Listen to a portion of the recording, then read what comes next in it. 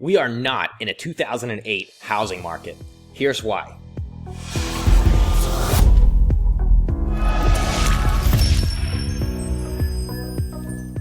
What's up, guys? Steve Zogany, Philly's real estate agent. Just wanted to touch base with you guys. Today's topic is going to discuss 2008 and are we heading back to that? And the answer up front, short and sweet, is no. And here's why. So basically, you might have been thinking about buying a house or maybe even selling a house and making a move into a new house. And then this black swan event virus happened that froze everything in place. And now you're wondering, like, okay, are we going back to 2008? Or, what's going on? There's a lot of uncertainty.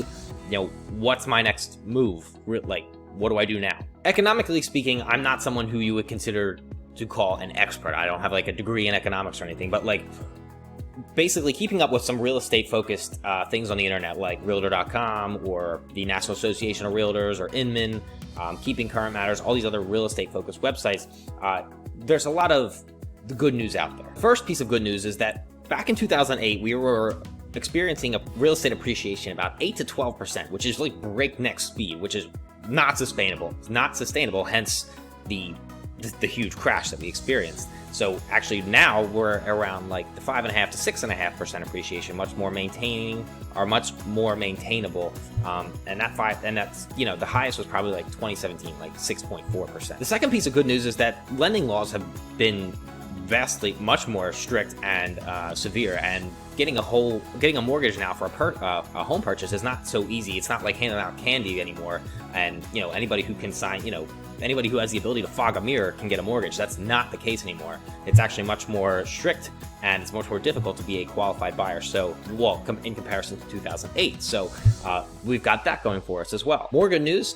Thirdly, we have that there was an oversupply of homes and a lack of qualified buyers in 2008, whereas now it's actually the reverse. We have a lot of qualified buyers with stricter lending laws and a shortage of homes, and the competition is much more fierce because there's less homes. Builders don't meet the demand they're not meeting the demand as it currently stands, and because of that there's a fiercer competition, and it is more of a seller's market. So monthly supply is 6.0 is like a flat market, and higher than 6 is typically a buyer's market, which was 2008, and below 6 is a seller's market, and we are well below 6 right now. Fourth, over 50% of all of the homes in the United States have over 50% equity in the house. That's a lot of money to walk away from, which people are not going to walk away from it given the amount of equity, whereas back in 2008, people were absolutely reckless and were using their homes like ATM machines and just spending it on whatever they could get because appreciation was going so far up that they could do whatever they wanted with their money and allow them to be as reckless as they were, hence causing the crash,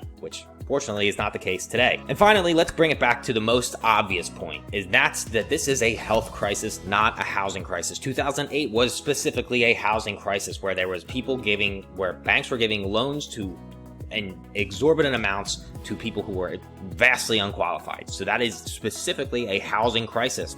This black swan event, this virus is very health related, not housing related. So maybe, yes, will the housing market be affected? Yes. Will it bounce back? Yes, of course.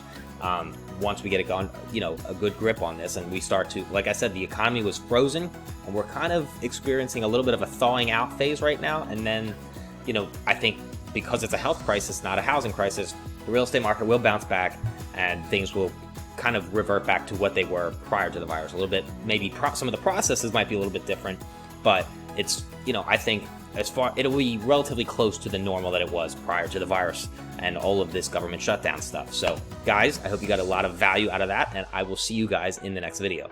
Hey, thanks for watching. If you've enjoyed this video and you have questions about buying a home, selling a home, or just Philadelphia real estate in general, please feel free to reach out to me. I'd be happy to help you out with any questions you have.